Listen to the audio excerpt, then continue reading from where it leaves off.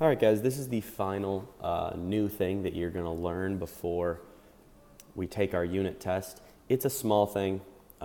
Really what it is it's just giving you a few vocabulary words, and I'll even just identify those vocabulary words now, that kind of give you some insight into how to set up a problem if you see these words. So I'm going to explain why it is that these result in the equations that we're going to use. But at the end of this lesson, really I'll highlight the few things that are critical that you gain from this. I'm going to give you more than you really need here. So we've got a rat colony that is doubling in population every 35 days. How long will it take the population to increase from 32 rats to 400 rats? And what we are going to do here is we're just going to determine the rate of increase in this word problem. So in order to do that, what I want to go over is just how to determine any percent of increase in any situation. So let's say we had a situation where 100 became 200, and I want to know what the percent of increase was there. So in order to figure out what that percent of increase was, we've got a little formula that we can use that just says calculate the change divided by the original amount, and then to turn it into a percent, I'll just multiply it by 100, right, which is something we're familiar with doing. So to figure out the percent of increase that happened here in this example that I've just invented, just to make it easy for us, what's the change there? Well, it went from being a 200 to being a 100. What was the original amount? It was 100, and then I'm just going to multiply that by 100 in the end. You guys can probably see what's going to happen here. I'm going to do 200 minus 100, that's 100. 100 divided by 100 is 1, and 1 times 100 is 100.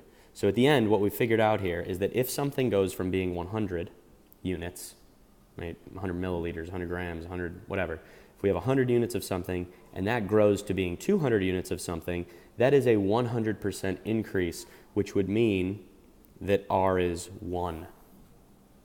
All right, because remember that correlation between a percent and a decimal. We have to move that decimal place twice backwards, so that would just be 1. So in this rat colony, it's doubling. And if it's doubling, we have exactly this situation where maybe we had 100 rats and then it became 200 rats. I know that doubling means R equals 1.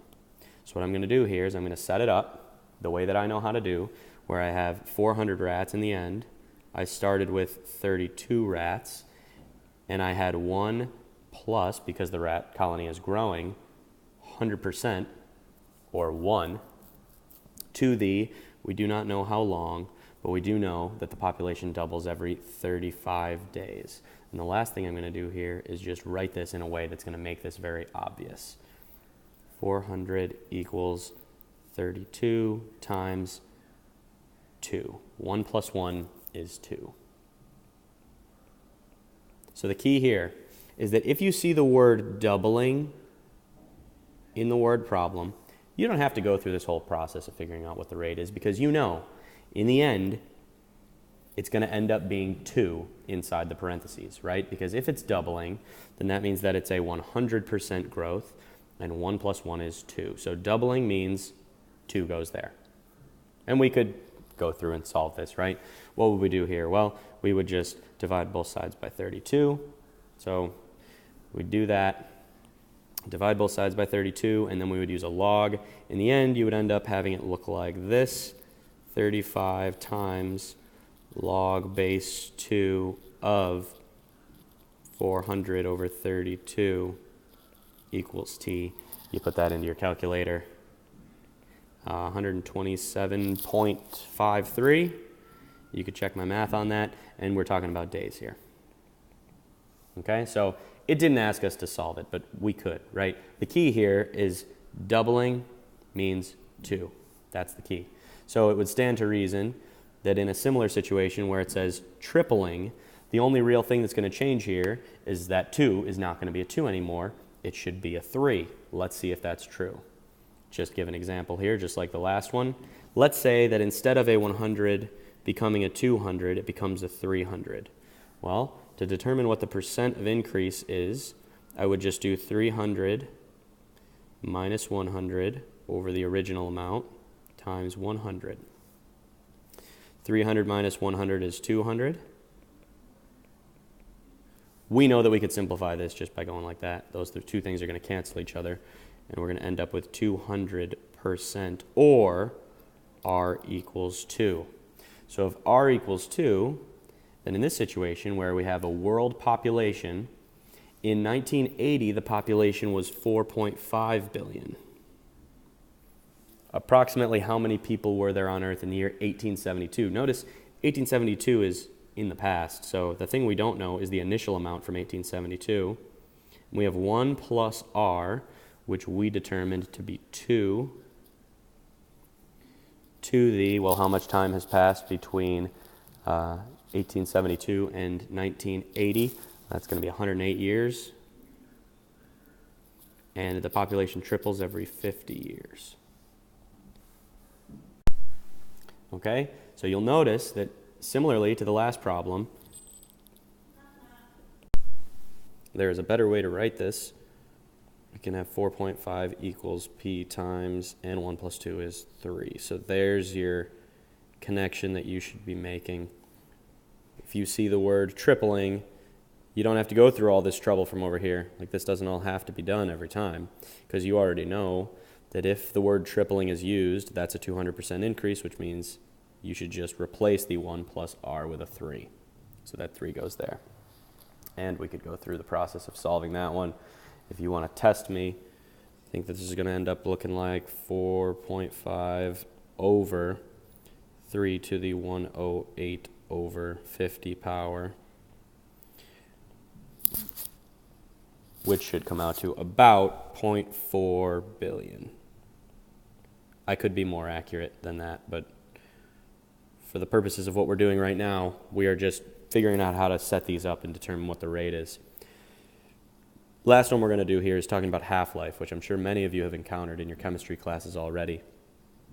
But let's go back and just do this again and say we're trying to figure out when something gets cut in half, what is the rate of decrease? Well, we can figure out what the rate of, or the percent of decrease is, same way, right? I have my initial amount, which let's say it's 100, and then my end amount, which is 50, if it's getting cut in half. So that's the change. 100 minus 50 is 50. 50 divided by 100 times 100 will be 50%. And if I move that decimal place twice, that gives me 0.5. So R is 0.5. So if we're dealing with half-life, that means the rate of decrease is 0.5. So in this situation, it says, what fraction of the original sample would remain at the end of 32 days? Excuse me. So I know that I've got 1 minus 0.5 in parentheses.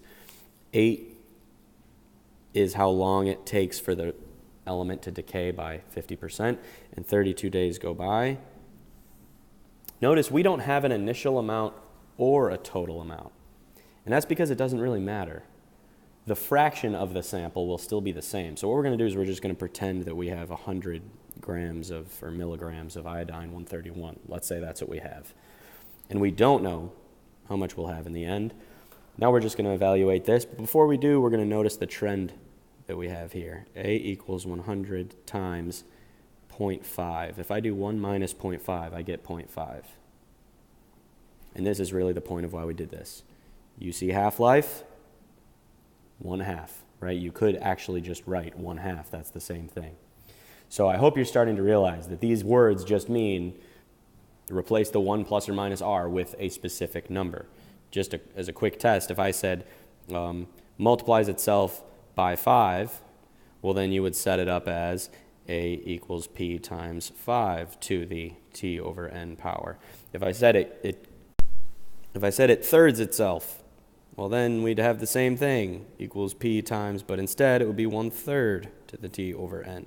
You don't have to figure out what the rate of decrease is in these situations. We're okay doing it the way we're learning here, where we're just putting together this pattern. So anyway, to finish this problem, all I would have to do is just put this whole thing into the calculator. And when I do that, I get 6.25. So to answer this question, it says what fraction of the original sample would remain? Well, that fraction would be 6.25 out of the original 100. We'd never want to leave a fraction like that, so I would use my graphing calculator to simplify it. It actually simplifies to 1/16. So that would be the final answer there. All right, but the purpose here is just to get you guys to see the connection between these vocabulary words and how we're setting these problems up, because these vocabulary words will be used in problems in the future.